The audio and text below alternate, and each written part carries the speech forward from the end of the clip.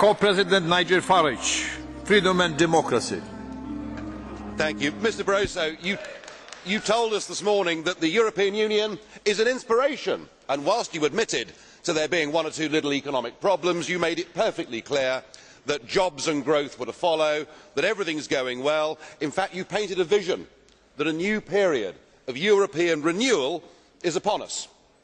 Now, as a former communist yourself, you probably remember the old Soviet leaders getting up to give their speeches and telling everybody that there was a record harvest or that tractor production figures were terribly good. And they, of course, believed that history was on their side. In fact, President Khrushchev got up and said to the West, "We will bury you." You know, so much did he believe in his own union. Well, now, of course, we look back at that and we laugh.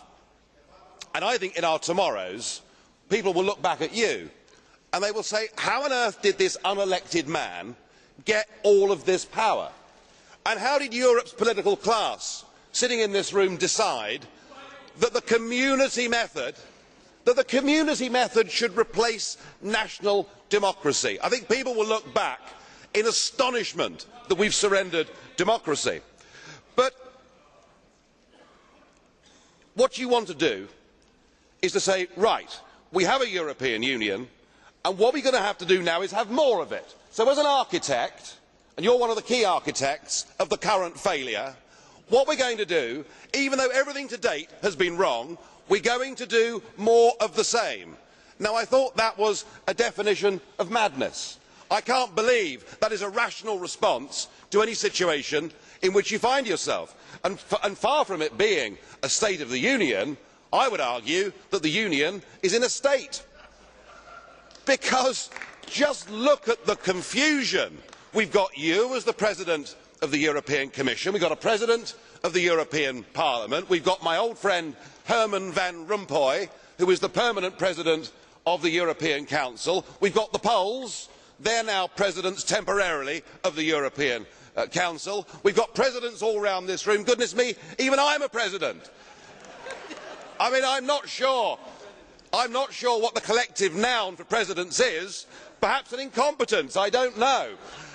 But certainly when you take away democratic accountability, it's clear nobody really is in charge. And it's developing as a union of intolerance.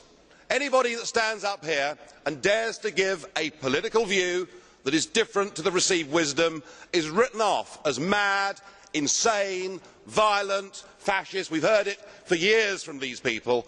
And the intolerance is so deep that when we get referendums in France, the Netherlands and Ireland that reject your view, you see it as a political class as a problem to be overcome. So I'm very worried about the whole root of this union. There is a new nationalism that is sweeping Europe.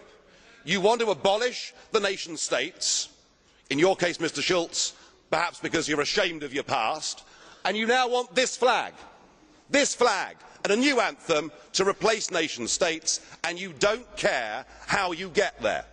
If you have to crush national democracy, if you have to oppose popular referendums, you just sweep this aside and say that it's populism. Well, it's not, it's democracy.